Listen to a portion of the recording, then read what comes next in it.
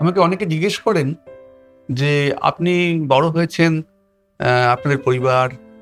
আমি একটা কথাই বলতে পারি, আমি একটা একান্নবর্তী পরিবারে বড় হয়েছি এবং আ আমাদের বাড়ির যারা গুরুজন ছিলেন, তাদের মুখে শুনেছি, আমাদের বাড়ির বা আমাদের বাড়ি বলব কেন, এই সাধারণ বাড়িতে কিন্তু একটা অর্থনীতি সবসময় কাজ করত। অর্থনীতিটা এরকম যে, বাড়িতে যদি ৳১ রোজগার হয়, তাহলে ২৫ পয়সা মানুষ তার নিজের জন্য খরচ করে। ২৫ পয়সা মানুষ ধার দেয়, ২৫ পয়সা সে ধার শোধ করে।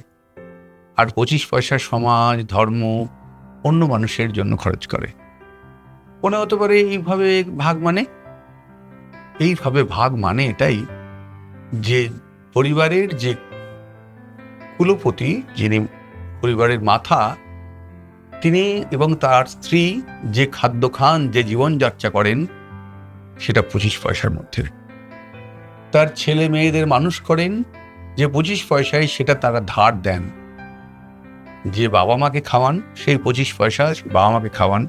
এই ভেবে যে একদিন তিনি বাবা-মার কাছে ধার নিয়েছিলেন, ঠিক তেমনিভাবে তিনি প্রত্যাশা করেন তার ছেলেমেয়েরাও তাকে এই ২৫ পয়সার ধার শোধ দেবে।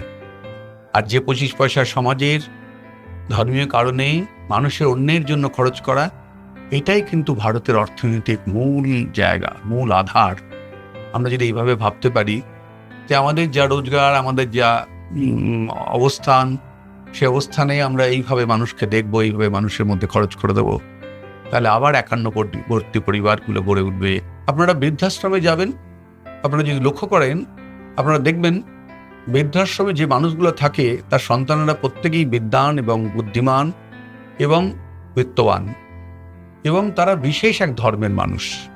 আর অবাক হয়ে যাবেন, যারা সাধারণ মানুষ, যারা গরিব এবং বিশেষ ধর্মের, তারা কিন্তু তার বাবা-মাকে কোনোদিনও বৃদ্ধাশ্রমে পাঠান না। এটা কিন্তু লক্ষ্য করার মতো জিনিস। আরেকটি কথা না বললেই নয়, হাসপাতালে যখন অপারেশন হয়, রোগীটা ভর্তি থাকেন, আমি দেখেছি যারা বিদ্বান, বুদ্ধিমান, বিত্তবান, তারা বাবা-মাকে যতটা যত্ন করেন, তার থেকে অনেক অনেক বেশি যত্ন করেন গরিব, সাধারণ শিক্ষার মানুষরা। এই সত্যটা আমি লুকিয়ে রাখবো কোথায়? এই সত্যটা আপনার সঙ্গে আজকে আমি শেয়ার করতে নিতে চাইছি। আমি বলতে চাইছি, এটা আমি দেখেছি। সাধারণ মানুষ তার বাবা-মাকে অনেক বেশি সেবা করেন, অনেক বেশি সম্মান করেন।